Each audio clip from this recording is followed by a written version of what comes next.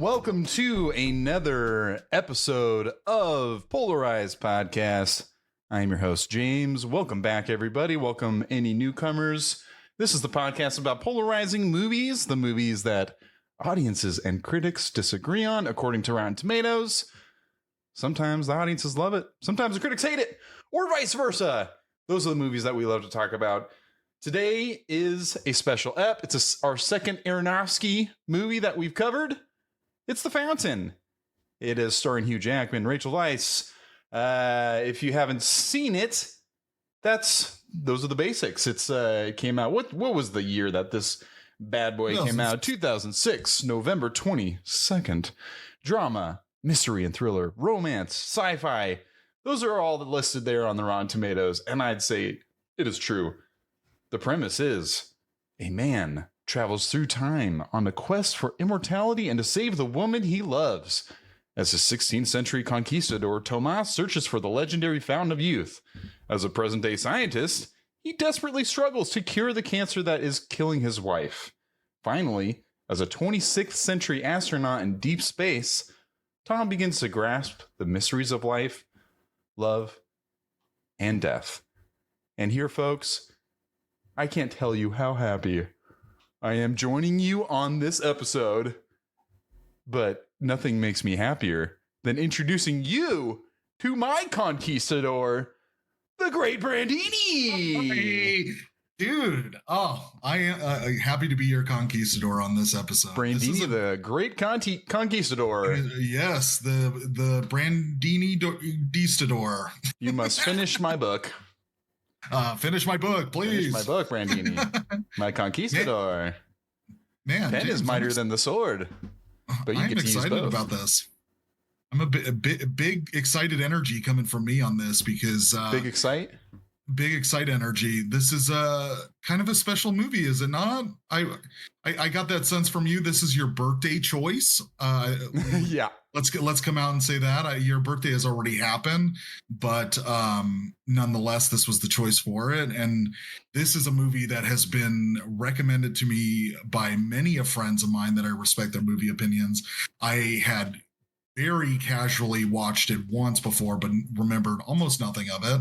And now upon, this viewing with more of I'm sitting down, I'm really paying attention, I'm taking it all in. What a movie it is. And I'm excited to talk to you about it, man. Me too. That's good to hear that you've had people tell you about it, because I can't say I know many people that hold this one in high regard or remember it. Aronofsky, of course, is a famed director and has done a lot of interesting things for good or bad, depending on your taste, whatever it may be. But whatever he does are big swings. And this one was early enough in his career where it hit me at a time where I was, trying to get into like Requiem for a Dream and Memento and stuff were the kind of the movies that I was looking at those directors. And of course, Aronofsky and Nolan and stuff, just kind of like, oh, I can't wait to see more of the movies that these guys do. And this one was I think, slow burn for me in terms of how much I loved and enjoyed it, because I think the first time I watched it, I had this habit of like, I didn't have a TV in my room, but I had my laptop, and like late at night, if I couldn't sleep or something, I'd just kind of like lay in my bed and watching a laptop, Sure. The way that Aronofsky, I'm sure, would have wanted you to see it, of course, just ripped from some fucking website. And then I liked it enough that, and this is another thing of our time, I had an iPod video that I figured out before streaming and whatnot, that I could illegally download movies, and then put them on my video iPod, which was like an 80 gig some bitch. They held a lot of shit, and then you could hook it up to the TV via HDMI. Whoa, there was like an HDMI, like a plug-in for the iPod where you hooked into the iPod and then you could plug it into a TV. So when I was walking around with my iPod, not only did I have music that I could show people, I'd be like, hey, I have like 5 of my favorite movies on my iPod, and we go on vacation or something, and I bring the cord and stuff, and I could just throw it on.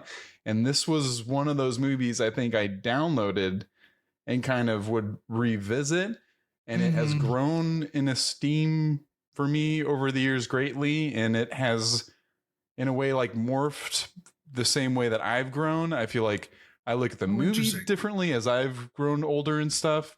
In that the movie is about these timeless things of humanity that we're constantly dealing with, of life and death and whatnot. I feel like those things and how I look at them has changed over the years too. So how we look at this movie has as well. And I think that's a mark of an important movie in one's life, is being able to rewatch it and get something new out of it each time. And I think I do. And it's been a minute since I've seen it, but I have seen it so many times that it was able to just kind of wash over me in such a pleasant way that was like, it's been a while, but I can still kind of cite every scene and just take it in. But so you watched it casually, and then you had some friends kind of because it was sure. Shot.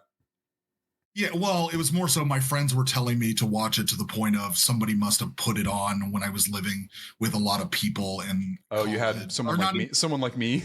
Yeah, I brought my iPod in this cable. Here you go. Because this was definitely a college movie for me. Like, I didn't watch it when it came out. It wasn't until like a couple years later, not too far after. Because I would love to spend a lot of time on Darren Aronofsky just as a whole, because I think, having now seen this movie, it colors my opinion about him, or it adds a lot more context to him. That was, it's similar to, I just recently watched Magnolia, and to see a movie from a director that I really like by and large, but that's a blind spot for me. So then for light to be shed on this, another movie in their filmography, to then provide some interesting context and just color the overall, or provide depth into my understanding of directors that I love. Because again, like you mentioned, is Darren Aronofsky, I feel like, is one of our guys for our generation, where he made some really important movies that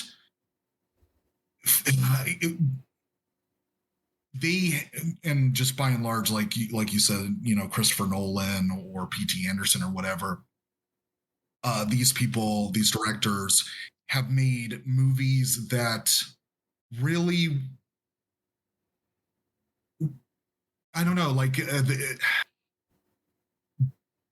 brought something to my experience that I was like, I haven't seen a lot of movies like this, and it's so interesting how they're tackling this subject matter, or providing this perspective on life. And it's, for me with Darren Aronofsky, it's definitely Requiem for a Dream was the first outing for me, because it was one of those movies, when it came out, it was such a huge deal, because it's so and so gritty and so raw. So at the time that it came out, getting into movies, I was starved for something beyond the more popular things and something very artsy. And Requiem for a Dream, say what you will about that movie, but it is very I don't know, it very impactful. It has what it's tackling, and that is really interesting, especially when it came out. When I first saw it, I was like, wow, this is something I'm really interested in, and I love this. He is such a creative director, and that movie, whatever you say about the subject, the content of it, his ability to edit, direct, and construct an artistic visual language within his movie is apparent immediately. And like, it's been a long time since I've seen Pi, but Requiem for a Dream for sure is I started there and maybe went back and watched Pi once, but don't remember really much about it. But Requiem for a Dream is not something that, it's the whole thing with that movie. Everyone says like, you don't want to watch that movie again. Definitely worth seeing. But it is rough, but you can see so many bold swings in a practical sense in that movie, especially. You know, a lot of the camera work, whether it's when they're taking drugs and the quick edits, the refrigerator, the, you know, when it's Marlon Wayans, right, when he's running and the shaky cam that's harnessed onto him, and then the camera's right in front of him, so you just see that interesting point of view. And the Ellen Bernstein's performance with that refrigerators and Shooter McGavin and all that stuff is like harrowing and so frightening in such a way, and so it makes such a mark on you that you never really forget it. And I mean, this movie has that effect on me too. I've seen it more times, and other movies of his too, but his movies have a way of really making a mark on you, and for better or worse. And this one, I believe, when I was thinking about it, kind of goes into the camp of Noah and Mother, I guess, would be the more religious kind of ones that are that are dealing with Christianity directly, of course, is Mother and Old Testament and everything, and more so than, I guess, in anything not Christianity. No, but it's way more Old Testament. It's where he's coming from. Yeah. Very biblical nonetheless. Yeah. So that's why the comparison to Noah is obviously, you know, an easy connection. More Jewish than anything. What's interesting now, like, I don't know, maybe I did know this at a point, but I reacquainted myself with Darren Aronofsky for this movie, is that he's an atheist. So it's really kind of, now knowing that, makes it more sense, because the way that he approaches, and he often does, like you said, biblical themes, and how religion,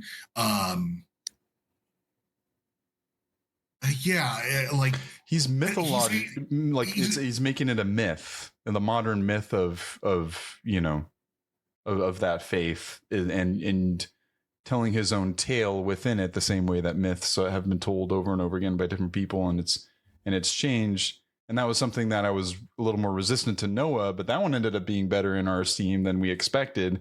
Not a perfect movie, and it is batshit in a lot of ways, but it's like he is taking that big swing, and he knows exactly in his head how he wants to do it.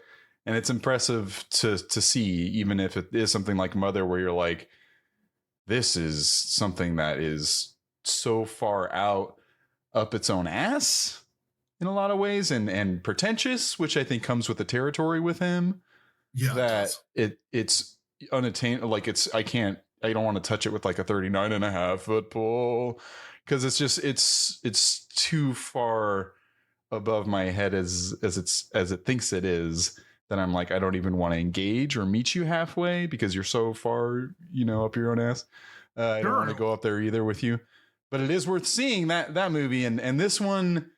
As I've gotten older, it gets closer to that, but then it never really gets. I was going to say, yeah, it never gets there for me, because maybe I have such a history with it, but I know it definitely has those melodramatic and kind of moments that are up its own ass, but the way that it is more not completely, but it's a little bit more vague and then multi-interpretational, maybe not purposeful either completely with that. But that helps me engage with it more, rather than Mother, that's like, yeah, and this is like this part. It's like such straight allegory of like, this is what this part is in the Bible, and this is Cain and Abel, and then that house, everyone's taken apart. Oh, Mother Earth is upset, and it's just kind of hitting you over the head with it. And this one is such a more feelings based sort of thing for me. And I can ramble on and on. This is going to be one of those episodes where I'll have to catch myself, because I do enjoy this movie a lot, but my thoughts, even forming them, I find incomplete sometimes, because I look at it at a new way, and I like that it doesn't really have all the answers there. It has the general ones, but everything else is you're just kind of along for the ride. But anyways, that's good that you recognize that, because I think that why I'm so excited and to talk to you about this is because this viewing, for me, I was left with, I understand that there's these big ideas that are getting played, but more often than not, it's positing these ideas, and whether or not more often than not, for me, I don't think that it gets deep into it. It just goes, isn't this interesting idea? But to that point, though, upon reading reviews and looking at how people online have commented and just really love this movie, it's quite something to go on YouTube and watch Darren talk about it, other YouTubers talk about this movie and dissect it and whatnot. And the comment section is like, this is my favorite movie. This movie, has helped me. If you think this movie is boring or you just don't get it, and there's such a fervent, cult following behind this movie, which goes, I would assume too, goes with a lot of his movies, because he posits some really interesting ideas that I think it does benefit a bit. I'll give it some credit that it does benefit a bit by being so not like non-specific or not getting too in the weeds on something, and just going like, here is this idea, and then allowing the viewer to connect with it in whichever way they want to meet the film at, or however it makes sense to them, which is really fascinating, because I don't know. I see the pros and the cons of that. It is good that you have something maybe so universal of an idea or so interesting of an idea that people can relate to it however they want to. But then again, it's hard for me to really understand his point of view on some of this stuff, because I just feel like he is in this movie in particular, because there are other movies, and I want to continue to talk about Darren Aronofsky, about these themes that he works with, because again, just like with this movie, he has he has a well of ideas that he continues to work through in each one of his movies that share a lot of commonality, because I can easily make connections between The Fountain and even something like Black Swan or The Wrestler, even though they're not as biblical as Mother or Noah. I think there is also something, a part of this movie, especially the drive of Hugh Jackman to want to solve problems, or this idea of fixing things, this idea of death, is also present in The Wrestler, for example. I was thinking about it in relation to like trying to make connections to this with this movie to that, because they are arguably pretty different because of The Wrestler being so grounded in reality.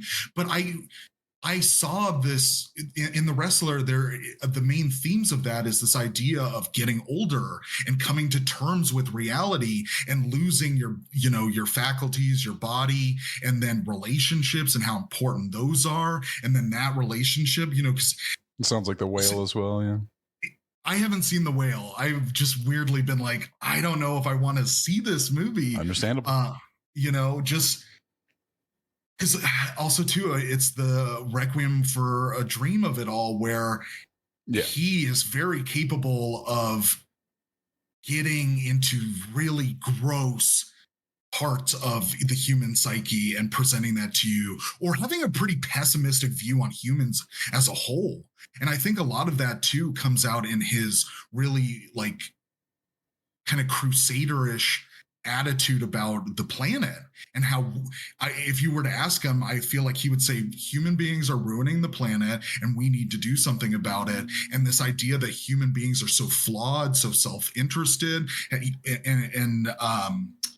and so destructive, because that's, again, when you think about Black Swan, when you think about Requiem for a Dream, it really hones in on how society offers all of these ills, and we as humans get kind of destroy ourselves in these pursuits, and whether they're noble pursuits or not is always relatively vague, which is a credit to him, because that also goes into The Fountain, where he operates a little bit in being vague because it's because he's way more interested in these bigger concepts more often than not. But he's also very capable of bringing that down to the ground and going like, like in The Fountain, this idea of I have the ability to change things and just really destroying yourself in this pursuit of trying to fix things and fix the world. And it's just, you see that a lot in all of his movies. And so again, I'll leave this and say, like, his prose in his movies are very, very interesting. And like you've said with Mother is that when you talk about critically, reviewing each one of his movies, I think a lot of it comes down to the success of whether or not he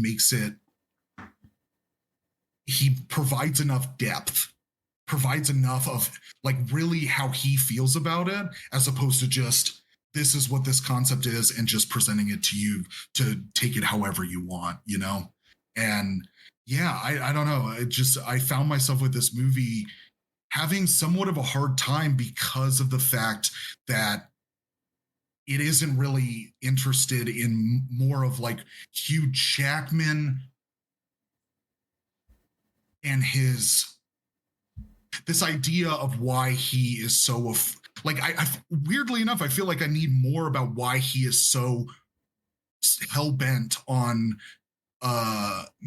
not just that. This is the weird part. It's not just saving her, but where does that come from for him?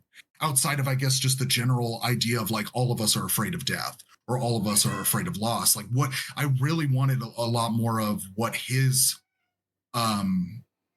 what is driving him to have these reactions to the situation that were presented in the movie. Yeah. I think, there's a lot to take in. I'm sorry. I think a lot of his characters, obviously the protagonists have an obsessive quality to them. And I think the themes beyond that he chooses for different movies, and there's drug use, there's mathematical equations, there's building an ark and hearing God and saving people that way, and having like one focus despite what everyone's telling you.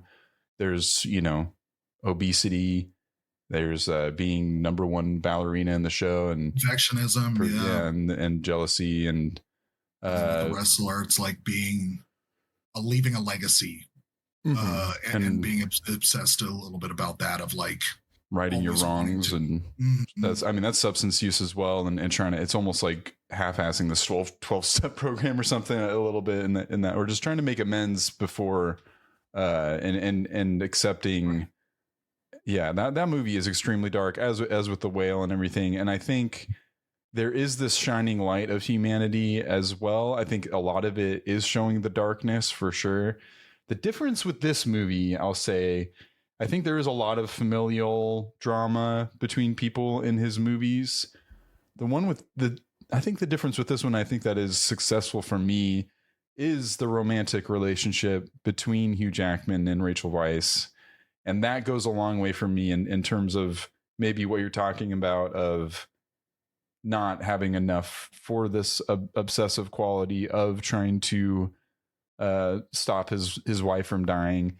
And it is maybe a little convenient that he is, working on this exact thing, in the science lab. But a lot of it plays like a fable or like a fairy tale or something for me, because those kind of convenient melodramatic things of him, like, I got to get back to the lab and work on a cure sort of thing, is so cut and dry and straightforward that it does kind of lend itself to their performances and their chemistry and them having one-on-one time together, which I just find this movie shines in those moments so much. And that's when I feel emotional and I care about the characters the most, in those moments. But it is very much like you always work too much and you need to embrace the moments. And that, to me, like, while he has a hard time with that and overall, beats himself up over and over, there is like an optimism in this movie of, or at least the driving home part of it is like embracing those moments and trying and not try to rally against what's inevitable and what is going to happen, whether you like it or not.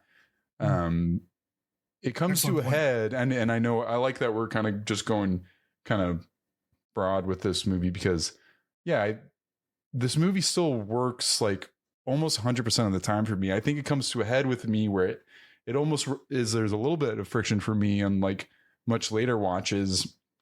Is the funeral where he very bluntly says like there is a cure for death, and like I got to find it, just like anything. Death is a disease. That's that was like in more recent watchings. That's where that gets a little bit too much for me. As great as I think Hugh Jackman delivers all of his lines, even one like that, 100%. But that's where it's like that's where it starts to veer on the like, oh, I can't meet you halfway on that idea. But in order for the the futuristic side of the bubble and the tree and all that to exist, that's almost like where his mind would have to be, and for it to like in like whatever 26th century, like, and that's what he's, and like that is so far out. It is almost like a fairy tale. And to actually think of that as I like to think of it like straight as a reality. If he did defeat death and he is in this bubble with her tree form and going to Shibolba, like it's such a weird, romantic, surrealistic thing there. And then like the connection with the book and the Conquistador, I think a lot of people maybe would have issues with that, those three things all over the place, because I get a lot more out of it each time. I see those connections between those three facets of the story. And if it was just the reality of what's actually happening in the modern age of just his wife dying from cancer, him not able to accept it and trying to find a cure, that would be such a dark, depressing movie that I couldn't find myself wanting to watch as much as I have had watched. The reason it does work for me is like, as I've been saying, is like it's creating a myth out of their life.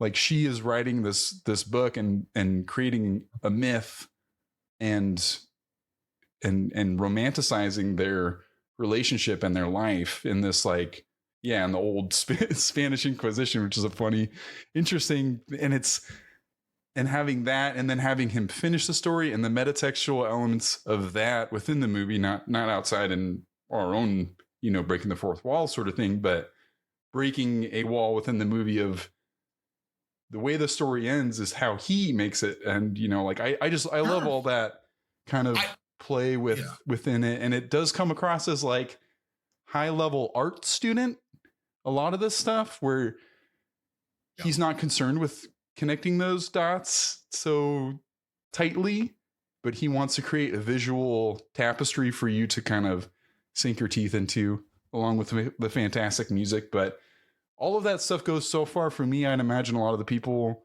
that are polarized positively towards this. But I could also see that people being just like, this is, why are we jumping so much in between all this? And what does this other stuff mean? And even if you do know what it means, like, why do I care sort of thing? But were you frustrated at all with jumping between all those? Yes. Different things? I was frustrated because, especially with what is it? It's in what year? The future version. We'll just call him the space. I think in that little synopsis on Rotten Tomatoes I read at the beginning, it said like 26th century or something like that. Gotcha. That stuff ended up bugging me quite a bit. I could see that bugging a lot of people. Yeah, because especially the way that it ends, it really isn't necessary.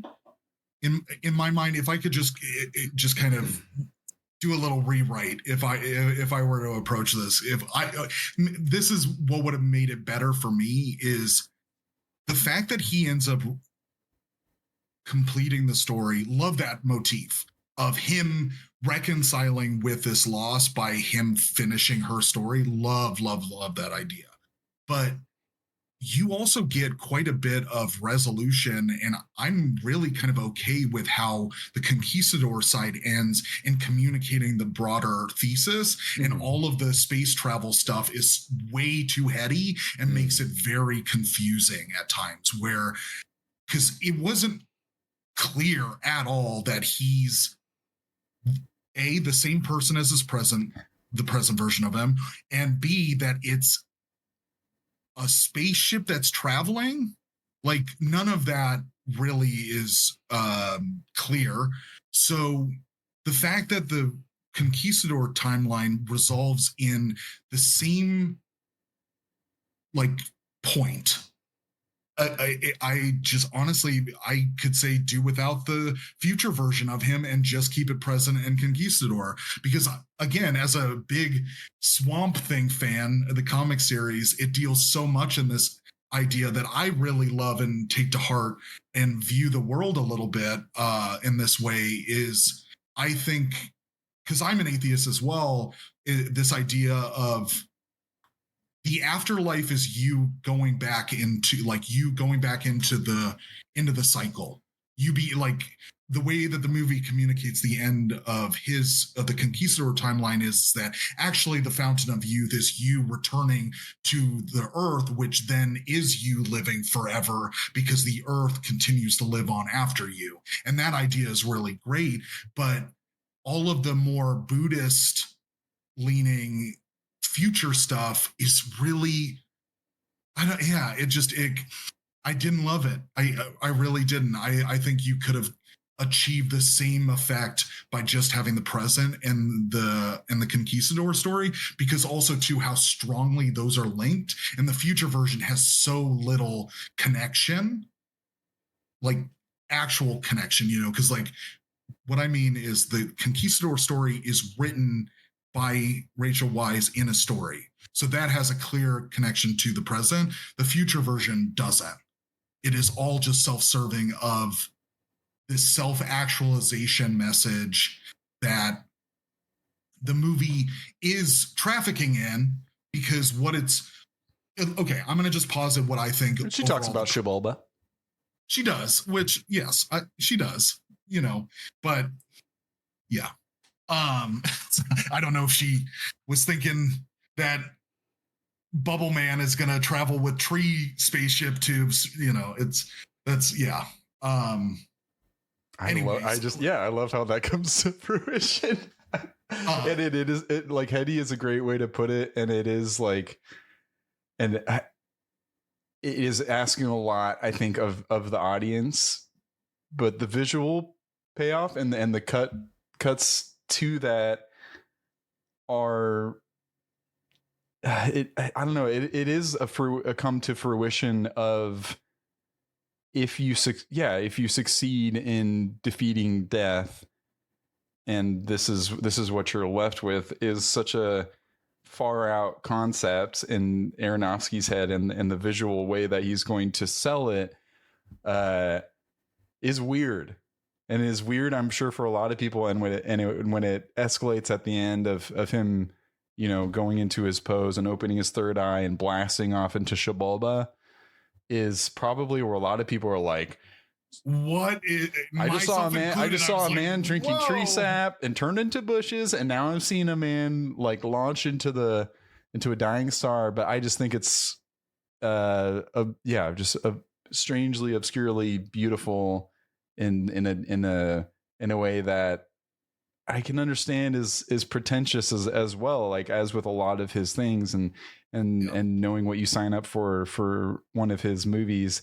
But I just find it so beautiful when they talk about death being the road to awe. Love that. And like, big fan of that. And him seeing, the hairs on the tree, and then understanding like he's going to die now, going to Xibalba with her and everything, is like, it doesn't meet you halfway in that sense either, where it's like helping you a lot with understanding maybe what's happening or why this is important, or even how it connects to the modern Hugh Jackman.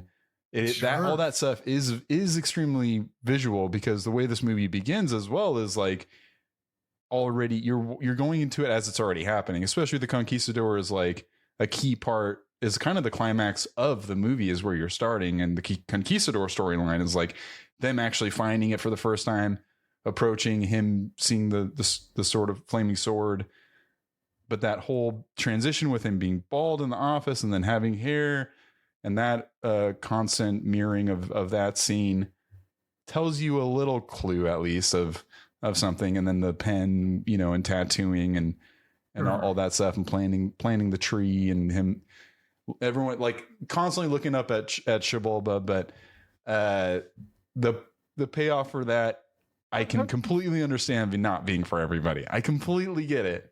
The book thing is like almost like a classic. Like that's just that could be in a romantic drama as well. Just that storyline of her dying, writing a story, and leaving the husband. Like you could have Nicholas Sparks write that in a completely different fucking way.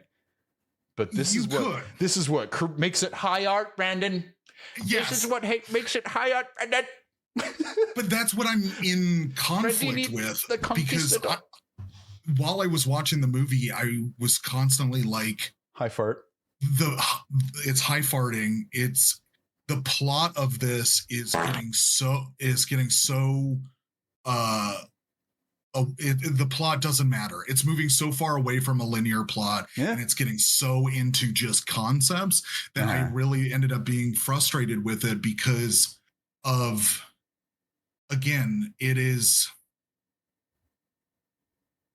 so clearly idea over any semblance of trying to make this functional. Mm-hmm. You know, it very much has like a blank check feeling to it, where these are ideas that I'm wrestling with. I don't really give a damn whether or not this makes sense from a plotting standpoint. I just want to present these very strong visuals, which I'll agree that the future version of Hugh Jackman, all of that stuff visually is very, very cool looking. Looks so cool. Looks very cool, but it serves so little of the plotting to me that I constantly was like, I don't know if I love this. I get what it's doing, but I don't know if I love this because of the fact that it's so about the idea and has very little regard for this character or the characters in the story as a whole, you know, moving from point A to point B. It's weird to say, because typically, I feel like when this movie came out, it probably would have hit me harder, because I was more of the mindset as a younger person that I'm presented with very heady concepts and respecting that more so than the alternative, which is so linear, so formulaic, and really despising that to a degree, because I'm like, this is such a trite or so it's such a stereotypical story. But I wasn't crazy about the tree thing, like him turning into bushes the first time I saw it. I was like, oh, this is white tree sap. Oh, he's turning into whoa. I was just so caught off guard. I wasn't sure how to feel about it, I should say. I'm not sure if I didn't like it. I was just like, whoa, I did not expect that. Then that whole ending, like last 15 minutes, is just kind of like, whoa. And this is kind of the Clint Mansell music. I really got to bring up again. Oh, please. Yeah. Is something that drives the movie in a lot of the ways that Requiem for a Dream, that his famous motif kind of Requiem song, and that movie is built so much in that third act and that final climactic moment of Requiem, that this in a way echoes that same arc of the score in the movie. I feel like there were ways that he would use different sonic qualities depending on if he was in the future world or if he was in Conquistador land. Maybe a little bit, it felt like a little bit more strings and a little bit more synth than the future stuff, but I don't know. It was tough to say. I just, that final, suite, whatever you would call it in the song, when everything is really transcending and ascending and coalescing and flowering and all that stuff is something that blinds me maybe from worrying about some of those things, where I'm so emotionally caught up in the visual aspect of it and really enjoy it just as as a visual sort of thing to live in. I feel like I live in this movie when I'm in it, and somehow it's a strange thing where like it's an hour and a half long, and in a way that love that. I don't think is bad. It feels longer, and I like that. It feels very densely packed to me. It feels like everything kind of matters in the movie to me. I feel like there isn't any sort of space that, like, I feel like everything is important to me in the movie, and maybe that's just someone who's seen it enough that it's like, oh, this scene, oh, I love this scene. Oh, as the movie's going along, and the visual parallels that he's able to do with the camera is something that, regardless of whatever movie he's making, is just he's so good with the fucking camera. And I love the practical effects of the snow on when he looks at the ceiling, and having that be Shibolba, having that be the thing that they look into the microscope of that's how it looks in the microscope from, oh, give me that sample from South America. Oh yeah. Central America. Yes. Oh yeah. That's where it's a little hokey. Yeah. I get it. There's a lot of that. I would love to now take this time, now that you presented it, to finish your point. I'm sorry. No, that's it. Yeah. Like that.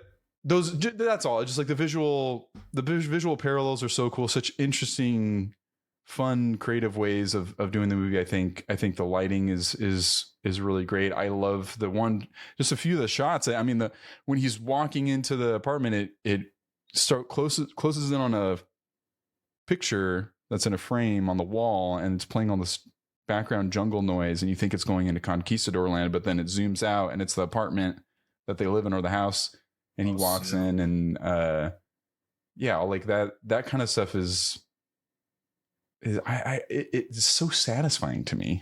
It's very satisfying. I mean, and their love story as well, but yeah, I had a feeling that this is how this conversation would go too, is that that you were going to, with history of it, be able to accept a lot of the themes of it over the logistics of it. Yeah. Mm-hmm. And it's one of those. And for me, I had a hard time not thinking about the logistics of it, mm-hmm. be it the plot, location, so on and so forth, because this movie is so sparse, and the reason of it is reading about it is, so originally this was going to be a much bigger movie. It was going to have like more like conquistador battles, way more blank check. You were going to get the Benjamin Button cast. You're going to get Brad Pitt and Kate Blanchett. Oh man, what a movie! Brad Pitt was like, "No, spank you. I do not agree with this Aronofsky fellow." Yeah, I've heard he's kind of a pill. But so like the logistics of it for me were a little confusing and took me out of it, where the way the movie is edited and the way it moves through itself is, he is in this underground lab. Then there's also a hospital that she goes to. Then there's a house that they're at. And then when there's the funeral, you see that maybe those two places are next, not the hospital, but the lab and his place are next to each other out in the middle of nowhere. And I didn't get that. That was Ellen Burstyn's farm. Oh, is it? Okay. Yeah. So she was like telling him, I like in the hospital, like, oh, I want to, like she said, I can be buried at her farm, and he gets all mad. Oh, I guess I missed that, because I was just trying. Somebody who's seen this movie many times. I apologize. No. But the logistics of it, where and also too, this movie is so incredibly dark to the point where there's a lot of like Conquistador stuff for sure. Light coming from outside, so bright that you can't see outside. So it'd be somebody entering into a place and you can't even see what's out there because it's so bright. And then the movie is so dark, so fucking dark. Every scene, like even in the lab, it's like so many shadows and everybody's just kind of operating in this. I like darkness. That lighting. I don't know. Yeah. Like a lot of the orange hue and a lot of gold. Sort of, which is cool. I love the thematic element of that. The blinds are kind of drawn, and then you open the door and it's like harsh white kind of light outside. Yeah. So he's And this is something that's overplayed a lot, as much as I love it. But yeah, he's darkness and she's light, you know, all that stuff. She goes on the line. It's just all snowy and she's wearing white. He's wearing dark. He's in this little shadowy place. Yeah, again, that's you. I love this. I give it so much credit. I understand. There's a lot of people that are like, you give it so much credit. You're so tuned into the theme of it. And I understand. I do. Yeah. Like, I totally do. Yeah, it's because to me, it just, yeah, there's no real establishing shots of anything. Everybody just exists in these caves or hospitals, and yeah, it just, that's true. Yeah, it's just the driving, like the upside down to the horse riding, or the upside down to the car driving, or the upside down to the bubble going is really the only, like shot of like outside. And even when he's driving in that road, there's like no one on the road or anything. And that makes me think this movie was storyboarded heavily. There's a lot about it that Aronofsky, I feel like, had in his brain of how he exactly wanted to look, at least like the visual parallels of all that stuff. I can picture him storyboarding that very specifically.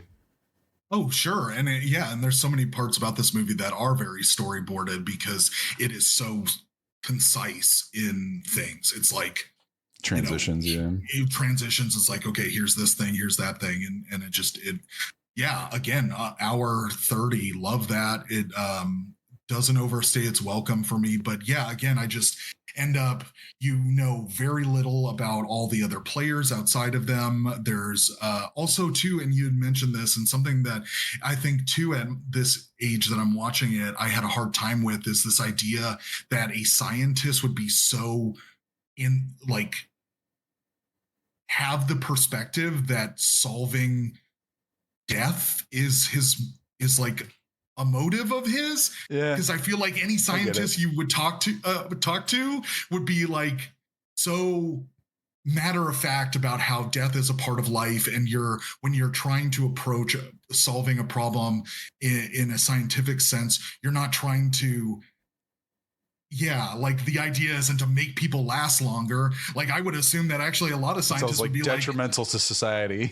Right. Yeah. Like, that's not the goal. The goal would be, yes, we, like, if anything, we want to eliminate suffering in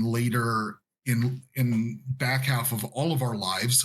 That I could understand being a pursuit, but being so like hell-bent on, no, we need to solve this death problem, just seems not very scientific at all, and is so, again, about the themes of it, sure, but when you think about these being real people or provide, like, because again, I guess I got pretty heavily wrapped up in how ungrounded the plotting and the people, the characters in this movie end up being. They just are all serving, and not even all of them. Most of them are so shallow. Like, all of the external characters, all the other scientists and stuff like that, really don't have.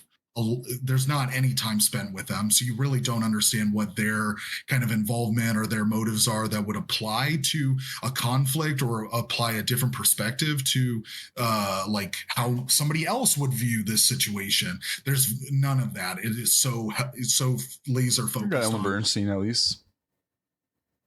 Yeah, but even then, I feel like all the lines that she's given is, "You're tired." Like, you need to calm down, that kind of thing. And it's not, there's never a moment where Ellen Bernstein is talking to somebody else other than Hugh Jackman about Hugh Jackman, for example, or what this means if we were to find a cure for death, which then goes into my issue with the future version of him, where there's nothing really to give you this. There's so little to explain or to at least provide a level of understanding as to why now he is able to live forever, and then what that means for the rest of society. It's just so insular. It's like, the movie presents itself as being like, only he figured out the how to prevent death, but then again, it's only about him, which, again, I can understand, like, it serves a bigger theme, but the plotting and the logistics of this movie Yeah. That's where, like, yeah, what you described, I wouldn't really enjoy that movie. It sounds like the stuff that you're describing that you want in the movie isn't something that I want or need, and actually I find would make those other things mean less in a way that, like, I actively don't want some of those answers, and having the ability to think about it myself and form my own opinion on what happened there. Amazing. Yeah. In between those things and why he's in this position and how it got here is dreamlike for me. It puts me in a place of, like, think of creatively hashing it out in my own brain of what I possibly think might have happened, and getting into the logistics of that in this movie doesn't sound like something that this movie even itself wants or needs in my mind. Yeah. And I can see how somebody would want that movie and would want that experience, and going into this is more answers and more a lot of questions as to why these things are happening and how we got here, and all of that, and, like, having a lot of exterior characters having outside scenes apart from Hugh Jackman and Rachel Weisz. The insular nature of the movie, and having it be so much, it really is, he's in every scene. There isn't a scene without him or her or both. Sure. Caters, in my mind, to the fairy tale nature, the fable nature, like the way that The Conquistador feels like it is written in it's a story that you'd read in a book. It ends up making the modern story feel like that, as well as the futuristic story, and it comes across as myth to me rather than a hard sci-fi. It's like it's more fantasy, and the romantic nature of it probably, like, I vouch for that, and that probably that vouches for maybe a lot of the things that don't make sense or don't have any sort of logical basis or sort of explanation to it. The thing that does frustrate me in more like the later watchings of this movie is some of the stuff with the modern Hugh Jackman and his whole rage against Seth, as we mentioned a couple times. I do like the idea, like his whole like vibe and his whole like energy, like his energy towards everybody and towards his work and towards her explains it as well in a lot of ways, of just how he comes off to people and how closed off everyone is, like, kind of explains enough of like what's going on. And it's something that is going to be a very subjective thing in a movie like this that doesn't give you a lot in those departments that you just mentioned, I think. And while it isn't something as like surreal as like a David Lynch movie or something, those kind of aspects of the futuristic stuff like makes me feel like I'm in that sort of space where like this guy is a great artist and he had this idea of a visual thing that he thought was important enough and strong enough of a visual idea that people would accept it in their own way of a storytelling tactic within this world. But it is a bold swing. It's a big fucking swing. And he must have known that it was not going to work for everybody, at least Brad Pitt. Sure. So I give in definitely to this being a movie that not everyone wanted to see this version of it and how it played out, because the structurally is unorthodox in terms of like a big movie. Like it's an unorthodox way of making a movie of like essentially 3 vignettes that the way that they are tied together, I think, is a lot of issues are derived from there as well.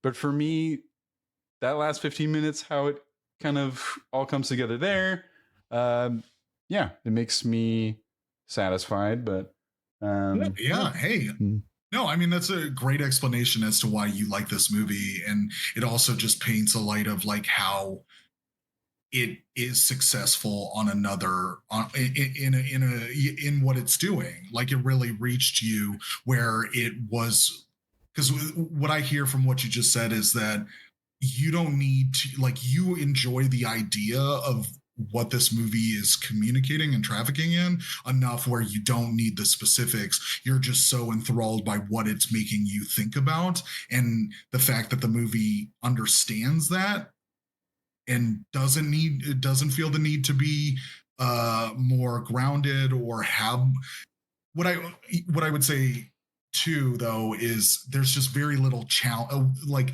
not having other characters talk about things or providing more color and plotting. It creates less friction and allows the idea to just be the idea.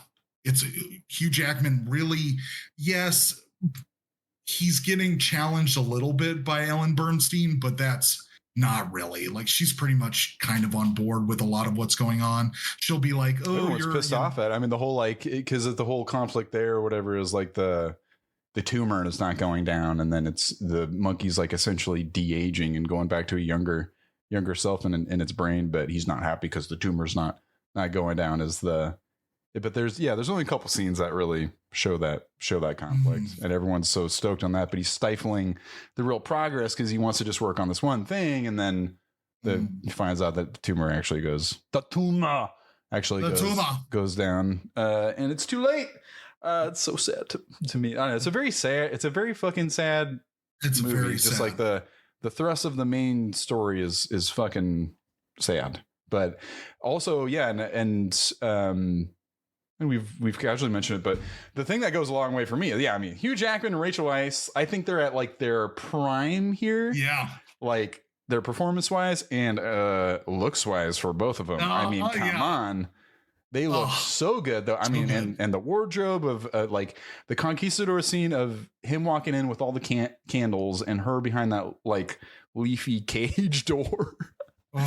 As she's like talking to him, and then they're talking about going on this quest, like is one of my favorite scenes. And that kind of stuff, it just looks like a cool fucking like music video cool. Or just like a perfume cologne. Right. It's Chanel perfume ad. Yeah, totally. It's like, she just looks so fucking beautiful, and like and when like the light comes in and it's just like bright white on her. And the candles look like stars. There's all this visual imagery in the bathtub scene. I think is just devastatingly so sad, and their performance of that is something in a movie that has such big high concept ideas going at it. There's a scene of them in a bathtub, just very human, dramatic, sad scene of something that is base level, just I think a really good dramatic scene in whatever movie you put it in, and to have that thrust of a modern sad sort of thing, and then flavor it with this stuff, I think is the move that this movie went in. It's interesting. It's not what you would expect from a movie about the fountain of youth. No, and my only point to that is I totally agree with you, and it just shows Rachel Weisz is really the star of this movie for me, because I think she is able to, because like I've communicated, having a problem with this not being grounded enough, is she grounds the movie in every which way. She really provides a lot of like, this is like bringing us back. This is the problem that is happening. This is the conflict that is happening. And she is incredible. She really understands the assignment, and she brings so much of like this hurt, this pain, this understanding, this coming to terms with her own death. It's just so well. I mean, love her. She's the best. There's like a multitude of emotions that she portrays. Like the whole like asking him to come take a walk is like, she's in such a state of zen, of acceptance, and he's quite the opposite of denial. And seeing those two interact, I give a lot of credit to both of them, but she comes across so effortless. So effortless. Hugh Jackman, I think, is this era, of him and doing like things like Prisoners and 38 in this movie. The Prestige is around this time, and these are just some of my favorite movies performances, and he brings a weight to it when he has to have those breakdowns. And yeah, and the cost, like the wardrobe, man, like him, this little conquistador outfit with his little hat. Oh, it's so great. And his facial hair and stuff there. Her dress and that scene, of course, as I mentioned. And and the constant black and white symbology of all that stuff is very obvious, but I do love a lot as well. So I don't know. I think we're barreling to the end here. Let's take a look at my notes here and see if there's much. Yeah, before we get into notes, can we take a quick little break? Yeah, I can make this quick, and then we can do that before. Oh no, I don't want to rush it. I wanted to take a little reviews. Walther PPK. Let's Walther PPK it up. We'll be right back. Okay, we're back. Welcome back, everybody. I'm your host, James, and we got some notes here, and we're going to talk about some reviews. What if this is my voice the whole time? Oh, my goodness. Can you imagine? Dagger map? That was cool with the fire and the... Didn't like that? Okay. You know what it made me think of is that... no, it wasn't the Rise of Skywalker. Yeah, I was like, wow, it's so convenient. Rise of Skywalker is so much worse, but it is a dagger map situation. I understand they're both dagger map situations, but that is so much worse. I just love there's always threes. There's a lot of threes of things, and the three, and then there's in the middle, and then they look up at the stars when they're there, and like, oh, Shabala's in the middle of that there too. I love how much you love this movie. It's the best. I feel like I'm bearing my soul. It's rough out here, folks. But if there's any fountain lovers, make sure you give us some love out there, or give me some love for my birthday. It's my birthday pick. It's your birthday. Yeah, there's a Breaking Bad actor. He's cool. I like his voice a lot, even though he doesn't really speak in Breaking Bad and Better Call Saul. Better Call Saul. Mm-hmm. The candles as the stars. The ring holder that she has in the Spanish Inquisition scene that she gives him. She unhooks the little ring. I just love that little detail. It's so great. And then he's got, you mentioned, I think before we recorded, the little pouch that he carries it. Smells her hair and stuff like that too. And then I just love when he smells it. There's just like that bright white vision of her each time he gets that scent. Death as an act of creation. There's just those big moments of dialogue that I like, that are very heady and how they speak of things. But I'm all here for it. The silent walking shot after he goes to the hospital to visit her, I think is something that is artsy and cool in a way that you get his mood. You remember that where he's walking out, the ambulance is going by, it's all silent, you just hear his footsteps. And then you see like the sparks from people doing construction, and you just don't hear any of it. And you just hear almost gets run over. Almost gets run over. I don't know, just like that. Something so gnarly has happened to you, or something traumatic has happened to you, and everything just kind of washes out. I like that. Oh, totally. Sound design choice, and even when and then he's in like the elevator, I think, to the hospital the other time, and he's like just looking at the pattern of the elevator. It's just stuff like, that's just artsy stuff that's able to hold on things. That's not, this is a crazy comparison, but stuff like, I don't know, like Michael Bay or shit like that, where it's just like, we got to cut because that means it's better. If we have more cuts, that means it's a better thing. And it's it's some courage to take those swings and show these kind of obscure things that are just there to kind of be a flavor. The X-ray shot where like they show him the X-rays, like, because there's still a tumor, and then it goes through the X-ray, and it shows his face kind of change. Of still seeing the tumor there. There's really quick, creative things like that are so fun. Death is the road to and then the third eye at the end.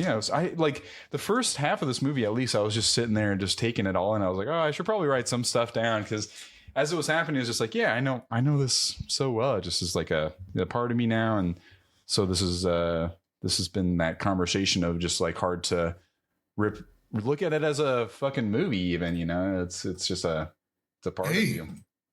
Right. No. And I mean, Yeah, absolutely. I mean, first and foremost, that absolutely, we all have those movies, and then also too, I mean, you made salient points about why you enjoy what this movie is about, and that's great. Like, yeah, I think we both understand each other's side. I think this has been a good convo. I think we should hear from some of these critics and audiences that that have brought us here today from the Rotten Tomatoes. What's the scores again? It is a 53% from the critics, a 53 rotten sneaky doopy doo-doo, and a 74% from the audience. Freshy fresh for artsy kind of movie. It was artsy fartsy sort of movie, and the audiences are coming out for it. But let's hear some critics. We'll start with Roger Ebert, 2.5 out of 4. I will concede the film is not a great success. Too many scenes of blinding lights, too many transitions for their own sake, abrupt changes of tone. For Roger Ebert, just a little blurb from there. Michael Atkinson from Sight and Sound. It's difficult to recall another American film that, in pursuing a passionate and personal vision, goes so maddeningly, uproariously wrong. Peter Bradshaw, Guardian. There's a strange deadness in the film, together with a callow self-importance and self-pity which become more stultifying with every minute that passes. Oof. There's a part of me that agrees with that. Yeah. Matthew Leyland, BBC.com. First, the good news. The Fountain is only 97 minutes long. Now the bad. That's 97 minutes of rampant metaphysical codswallop. I'm going to look up codswallop. That's not true. We're getting a codswallop look up here. And then we're also going to get a pronunciation. Brandini, if you're curious, I'm going to see how you pronounce it and make sure I got it right. Codswallop.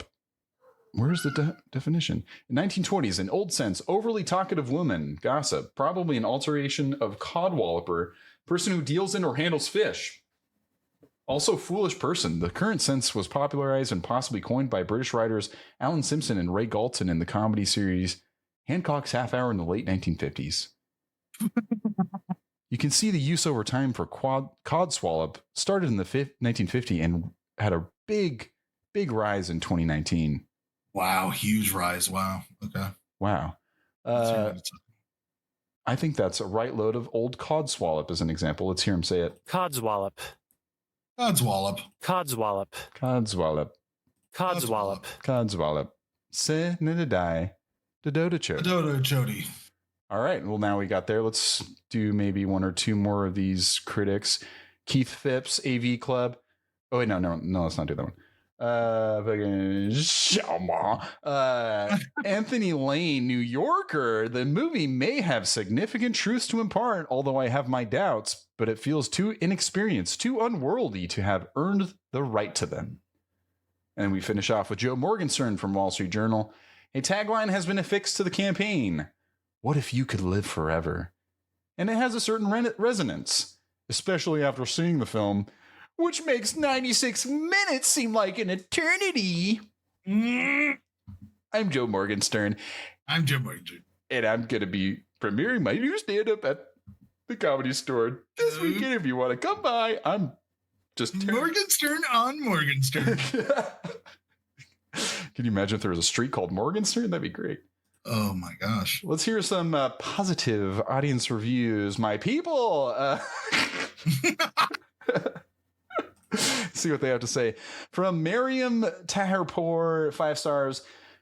Absolute beauty. This movie resonates with me in an unexplainable way, and over I come back to it to experience once more, and every time it teaches me something new. In fact, it helped me accept my mortality in a way that hundreds of books or therapy sessions could never do.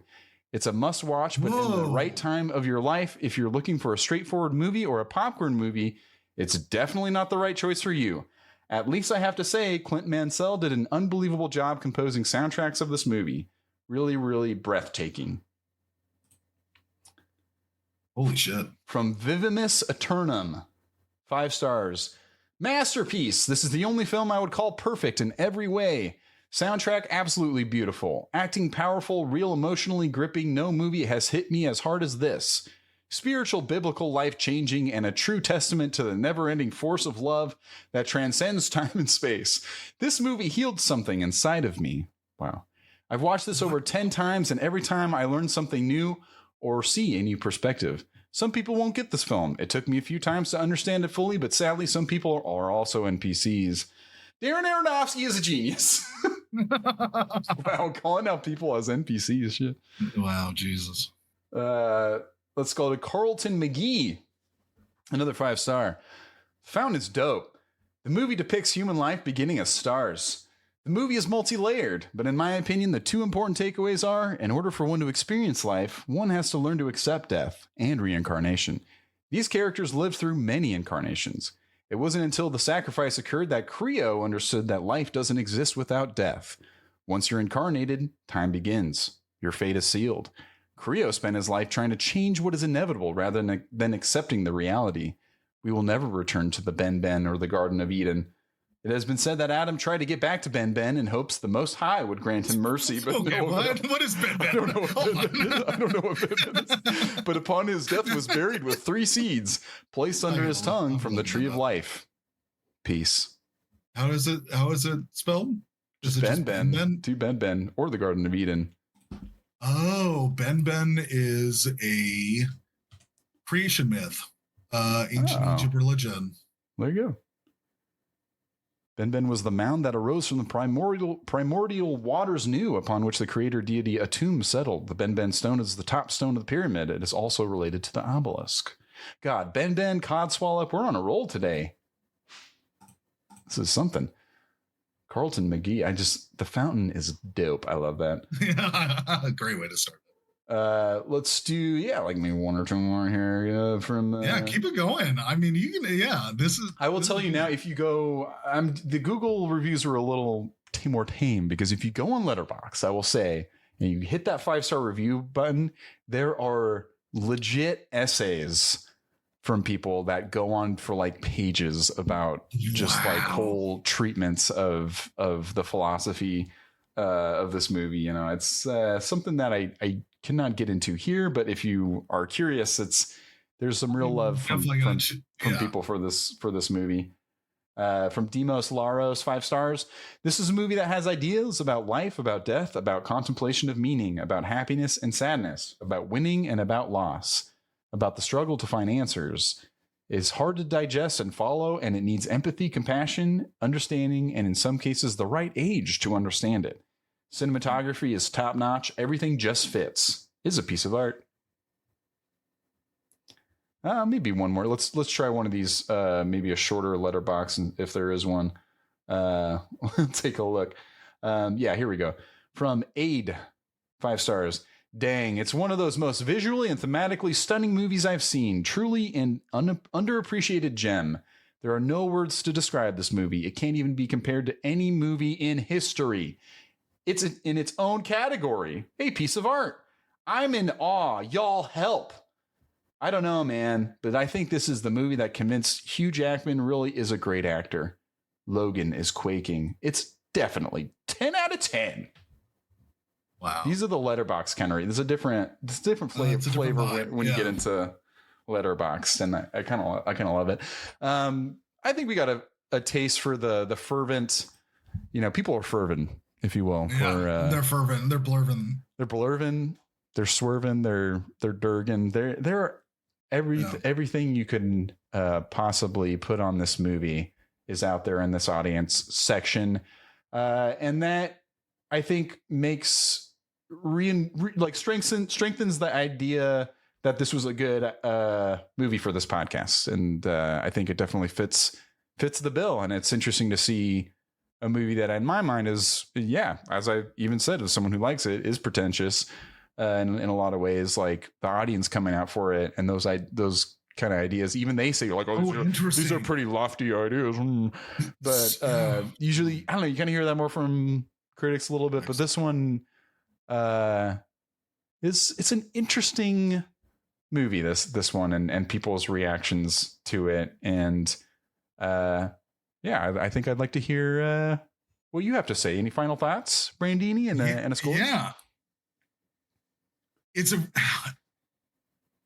It's interesting to me about the idea from that all the audience members, again, just the fact that the audience members are the ones standing for it is amazing. Yeah. Because this is definitely a situation where you would for sure think it's the other way, because critics are all about like introducing heady concepts that challenge people to think differently, to look at the world differently, whatever, because those are the movies that critics will always champion and be behind, where this is transcends just an entertainment. This has a voice. This makes you think. But again, what's interesting to me is the idea that the audience posits, where if you don't like this movie, you just don't get it.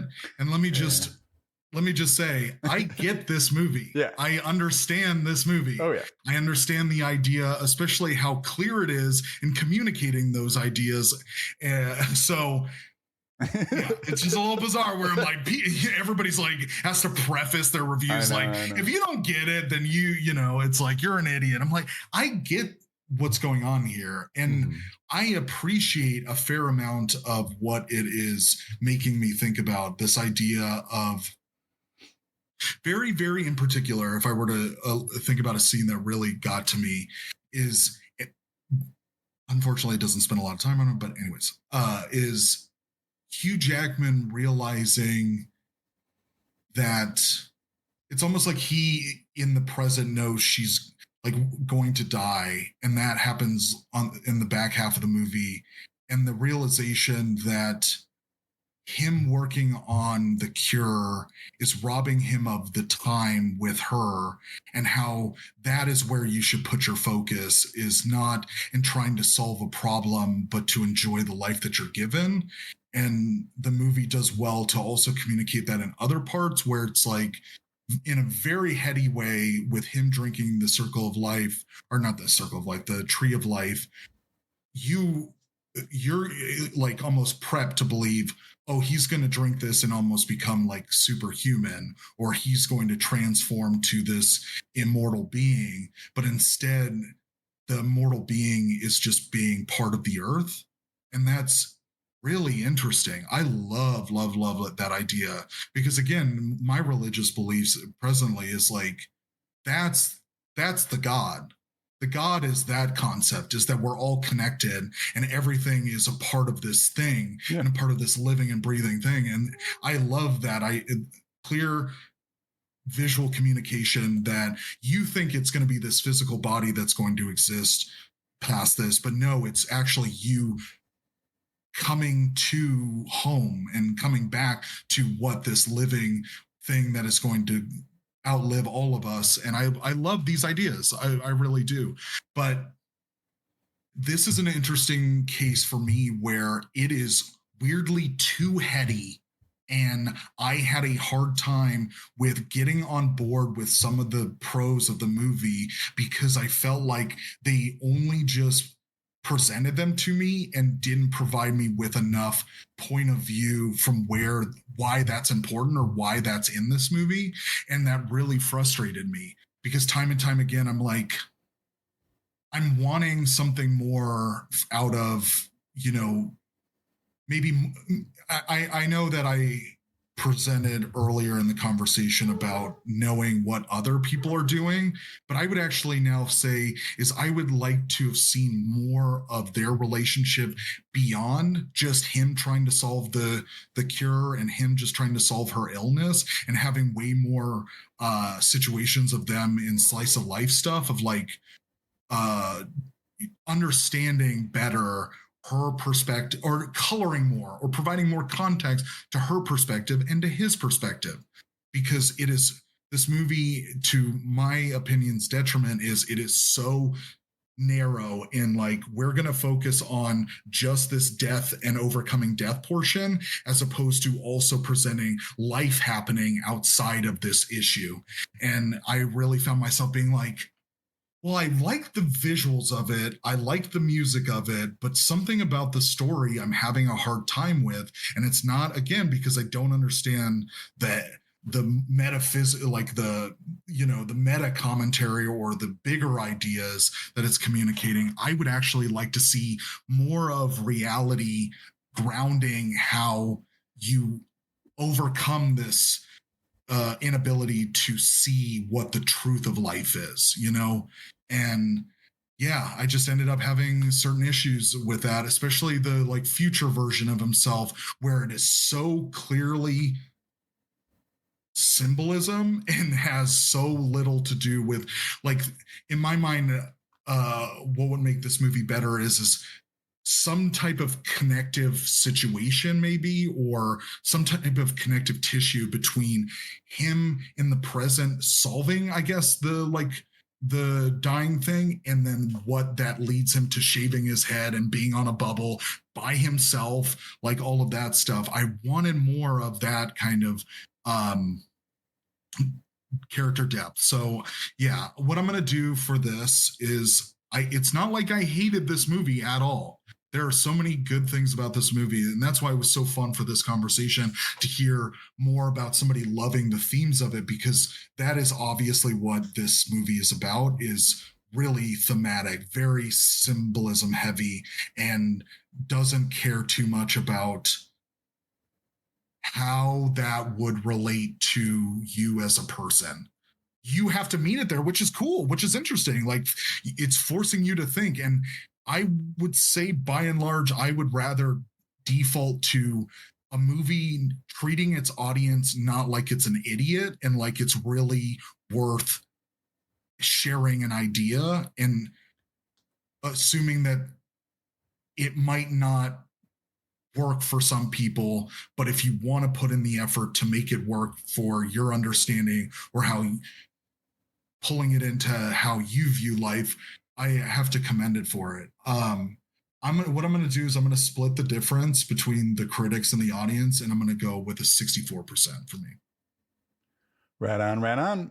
Yeah, all great points. Yeah, I mean, what it comes down to, if I had any, not really like any response to that, it just, yeah, it seems like different wanting of different things in the movie, and this is one that I do have as I mentioned, a deep history with, and I don't have to rehash everything that I loved about it, but I do think that, yeah, you mentioned I do like the themes, so I can go there, like the themes of death and how it does handle those things, while it can be criticized as at times schmaltzy and melodramatic.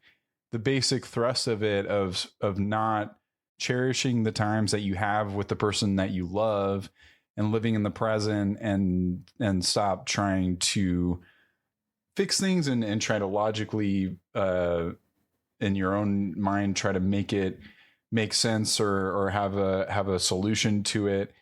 The energy of Rachel Weisz, which you said is, I mean, her performance really drives what I think is the positive message of this movie, is her whole character, and the grace at which she has the ability to die with dignity, and in the way that I see as her choosing exactly how, and even the inability for Hugh Jackman to be there for her in all of the times that matter most. You can tell him kind of letting her down in some ways. It doesn't dampen her spirit as well. And that sort of way of living, I think, is inspiring to me. I see myself as aspiring to be like her, but then I see myself in a lot of ways being like a Hugh Jackman, and getting bogged down with the details of things, and getting upset about why things have to be a certain way, instead of living in that moment and deciding what you do have control over, which is that moment with a person of taking a walk, or hearing about her book instead of taking a call, or whatever that is. And those things, I agree that there isn't a lot of extra extraneous sort of things that are color of life sort of things. It really is meeting these people in a very dark moment of the end of her life and in their relationship, and in that way, it still is, there's redemption there, and how she handles it, and then the lessons that he learns, I think, all come to fruition in that final moment of how the Conquistador's story ends, exemplifies his arc of understanding death and the effect that she had on him and how he looks at it now and how he believes she would have wanted it to end in a certain way. And then having that come to fruition in that way. And then the modern tale as well of him just planting a tree and the symbology there. I get why you say that is enough for you and you don't need much more than that. The extra, bubble and the tree thing is something that adds to this movie a flavor of the unexplainable and a flavor of the obscure and super art housey sort of style of it. But the themes in themselves, and I give it a lot of credit. I give it a lot of credit. I know.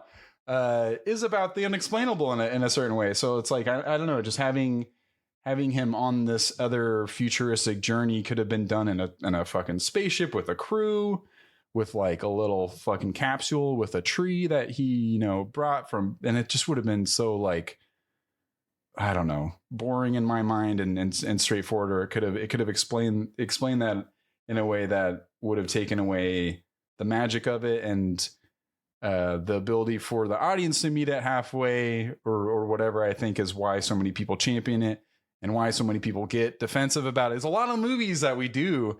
People get very defensive. Either it's maybe more of the audience side either way, but because the critics are, sometimes they're just like, oh, the peons or whatever don't fucking get how, esteemed this is or something. But for it to come from the audience, I think it hits a nerve with those themes of life and death. And it hit me, and it will continue to be one that I'll revisit throughout my life. And it washes over me in an emotional way, in a way that I don't immediately think of a lot of the things that Brandon mentioned in his review when I watch it, because it is so much, the familiarity with it is so much. But I really super duper cannot express this enough. Appreciate this conversation, being able to talk about it with somebody that is able to kind of navigate those things that don't work for you, because I think we both met in the middle in a lot of ways, because I feel like I understand exactly a lot of the problems here that people have with it. And to make a point that you make as well, more credit given to it, but I do think those limitations helped it out a little bit too, where like, I don't want to see a big fucking conquistador battle or whatever. Like maybe I want it to just be a little bit more simple and have Aronofsky kind of work with what he's got, rather than have him just a bunch of money and do whatever the hell he wants with Brad Pitt and Kate Blanchett. But who knows? For what this is, it works for me a lot. And I'm going to give it a wholehearted, doing 98. Fucking love this movie. This is like one of my favorite movies. It really is, straight up. And the things about Hugh Jackman being like, death a disease and there's a cure is a big moment, a big line. And that's probably the 2% is probably going to go down a little bit from, I think, just for a little bit of just that veering on a little bit friction of too close of what's happening. I like that there's a gap between what's going on. He just says it straight on, where it's like you're saying, that seems like a little much to take in, but at the same time, he delivers it very well. And it is kind of like his whole thing as a character in the bare essence. It's just hard to hear him say it out loud, I think. Just say, I feel like this is one of your best reviews. I feel like so filled up with joy, filled up with emotion by hearing this. Because regardless of our opinions, just hearing you talk. Fuck it, I'm giving it 100. Continue. What? Holy shit! Fuck it! Wow! Fuck it. Oh my god! Who cares? Death is a disease. We need to cure it, Brandon. I'm on board now. The death is the road. Sorry, I interrupted. Continue. No. I said my piece. Is like, it just, again, it was wonderful to just hear your explanation of why you love this movie, because it's not in no way did I ever feel like I needed to defend anything. I just was like, so it felt so good to just accept somebody talking lovingly about something. And I want to say that I appreciated that to be a part of this discussion. Same, dude. Absolutely. Yeah. This is, I mean, I think that's the beauty of art. And I would hope Aronofsky would agree. I don't think he's making movies to have everyone be on board with what's happening. And it's good to see it in practice. Yeah. Not being on the same page about something, but that's what this podcast is for. And I think, us being polarized makes it pretty fun.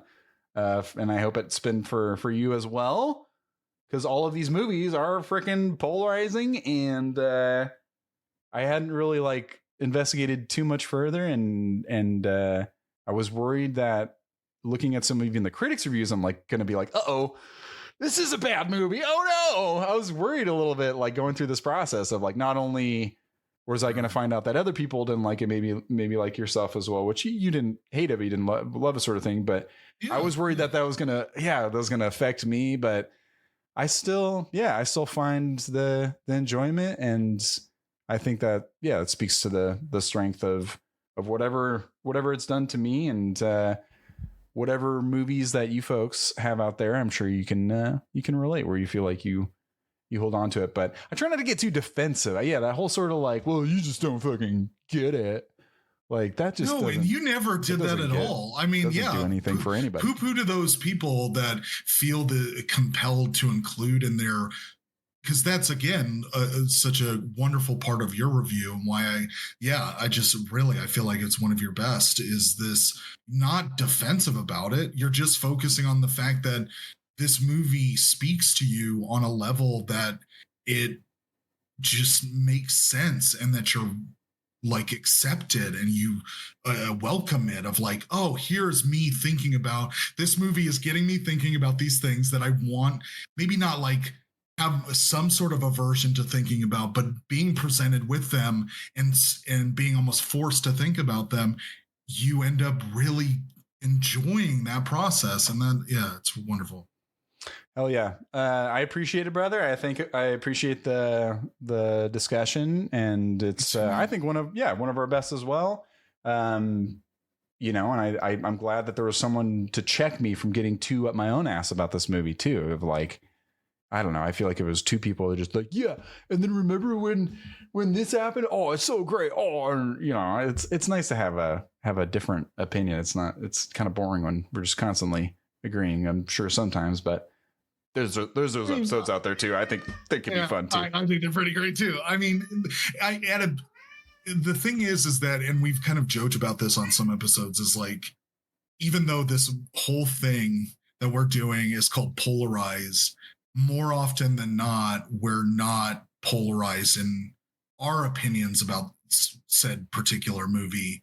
And what's even more wonderful about this movie is, even though we had different opinions about it, neither one of us, and to your point of thinking about how you are scared almost of like, oh, am I gonna be told how this movie is poopy doopy snoopy? Like, that's not at the end of the day, that is something that rings true about this podcast, is that's not the point of both of our vibes, is that we necessarily, because now I would almost want to revisit like things to do in Denver When You're Dead, is like when you were really polarizing of like needing that sense of like needing to defend it, and how much that is present, because I feel like more often than not, we don't default to that. Like, I have to That's true. be heard, and I have to make my point of like, whatever. We're never really like, you're wrong.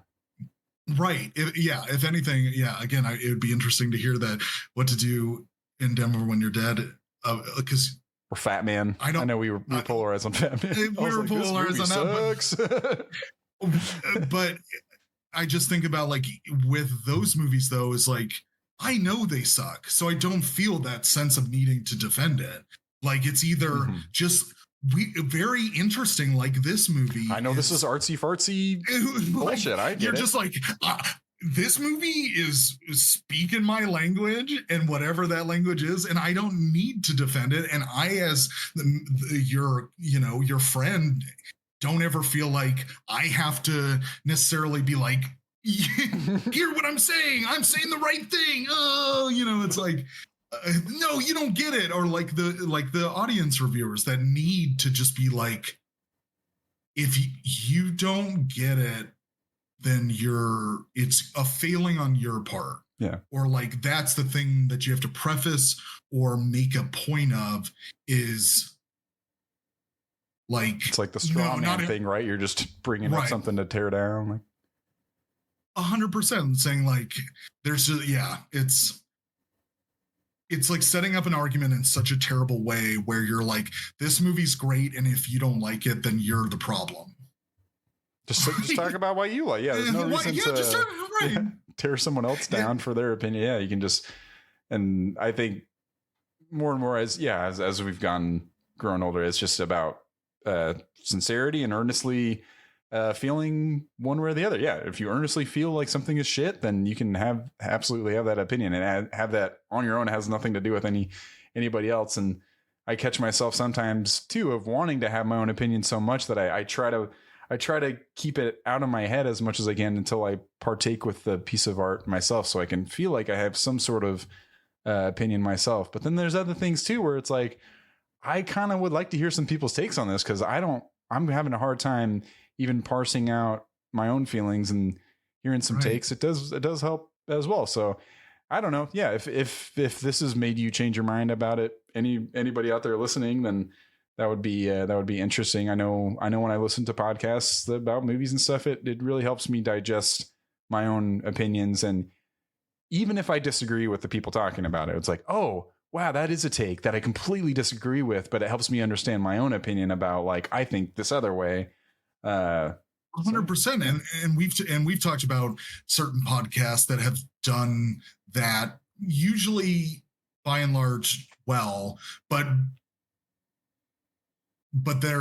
we've made a point to have conversations about podcasts that do this, where, like what I'm saying, and like this idea of, you're not trying to hear, or you're like, there's this agenda there. Like you're it's a like, take. There's a hot take you got that you just got to get out there. Yeah. Right. Like, I'm going to say this, I know, again, like the audience reviews is like, I know people aren't going to like this. And you know what? Those people are dumb for not liking this. Like, no, compensating. and that's literally the worst to also hear in podcasts. And we've talked about certain episodes of certain podcasts where, when they do that, it sucks, because it's this. Yeah, listen to our Last Jedi episode. You guys are probably hating me that whole time. You, maybe me. I don't know. I don't know. One of us, all of us. Another polarized episode. But to leave this, like, almost speaking to to our listeners, is like, I hope a thing that you take away from this podcast and why we do this is because we care about each other's opinions, because we love each other, and we can have different opinions, and that doesn't mean that we're being attacked, or our whole self-worth is wrapped up in it. Yeah. It is so much more enjoyable to be in a friendship and to care about somebody, to be like what you said. And I've told you this, of like, one of my kind of like, I don't know, things that I value so much in life is have a different opinion. It's just about being passionate about it. Mm-hmm. If anything, like, you shouldn't get wrapped up in the opinion is different. If anything, just like, encouraging people to feel comfortable and to feel safe to express how interested they are about something, and to hear that and to accept it. That's what matters. It's not about needing to change somebody's mind. Yeah. It's about what a wonderful gift that somebody provides you is a different perspective on a thing. And again, you don't have to accept that opinion, but to hear it, I feel like just provides so much value in itself. And it doesn't need to be a hot take every time. It doesn't need to be something that, it can be a nuanced, measured sort of opinion that I feel like we hope to strive for. Where like, a lot of our ratings and our feelings are, more, I feel like, measured in terms of like trying to understand the movie itself, hearing out both sides and coming out with their own opinion of it is the formula essentially of our podcast. And what we try, I don't know, I feel like we try to employ here is just like, we talk about the stuff we hear from other people, and then we get our own opinion, because I feel like that's almost the process of watching a movie, is that you'll watch it and then maybe you'll go on, look at some reviews, and then you'll talk about it with your friends later, and there's certain takes that you hear from people that maybe you'll adapt into your own version of as well. And I think that sort of discussion is what makes art in general so fun. And if you are so clandestine, like set on one take of it and everyone else is wrong, sounds like a boring way to live, and sounds lame to not be able to change your opinion on something. It makes me think like Prometheus. I have such a hard history with that movie. Just like, I feel different about it every time. Like, is this movie great? Is this movie bad? I just don't know. Sometimes I watch it, I'm like, God, this movie's awesome. Other times I'm like, God, this is so stupid. It's like, what's happening? But it can be both things at the same time in my head. Yeah. And it's like, and I think it's worth it. Give space for that. Yeah. If anything, we would encourage, just like, a thing can be stupid at the same time as providing joy and interest in things. Yeah. Like, it doesn't have to be one note. That's not what we strive for here. And I would just, in my mind, a perfect like situation for this podcast finding somebody is, for what you're saying, is somebody who's like, I just watched a movie and I have a feeling about it and I want to hear other people's opinion of it, but it isn't so much to validate, it's just to hear air it out, to air it out and just go like, because if anything, disagree with us on all of this shit. And if that helps you work through your love and understanding of something, then I feel like we won. Yeah. And I'm sure there's like plenty of, especially in this movie, that either people love or hate it, or like, you miss this, you miss that. And every discussion is different. And you could have a whole podcast just on Darren Aronofsky. You could have a whole podcast on just The Fountain. I mean, there's people who wrote whole essays and you could read those too. But I think this has been an awesome example of what this podcast is about, this discussion and this movie itself. And he himself, I think, is polarizing that damn Aronofsky. But you mentioned this guy earlier, one of the guys, I think, our guys around this time era. Yeah. And another one of those guys is PTA. So we thought we'd jump into PTA Town. Little Paul Thomas Anderson with one of his polarizing movies. It's rare to have a polarizing PTA, but here it is, folks. It's Inherent Vice. Inherent Vice, starring Joaquin Phoenix. It is a critically favored movie at 74% by the critics. It is an audience panned movie at 53%. Poopy doopy Snoopy. We're jumping into, one would say, maybe another artsy fartsy sort of situation. We shall see. And I'm very excited. Yes. This has been a joy. Very looking forward to next time, very much so. Is there anything else that we missed before we wrap up here? No, I mean, definitely rate and review, please. Like it means Apple Podcasts, rate, review, subscribe on there, write a little blurb or something, and give us your feelings and give us some notes. We would love it. PolarizedPod@gmail.com. You can send anything else you would like there. We're streaming live, twitch.tv/PolarizedPod. If you want to see our beautiful faces. We got a YouTube channel as well, Polarized Pod. You can stream the podcast from there however you like it. But we hope you guys have enjoyed yourselves. I do every time. Brandini, the great Brandini, my conquistador. It's been a true pleasure, my friend. True pleasure. And I'll see you next time for Inherent Vice. Bye-bye. Bye-bye.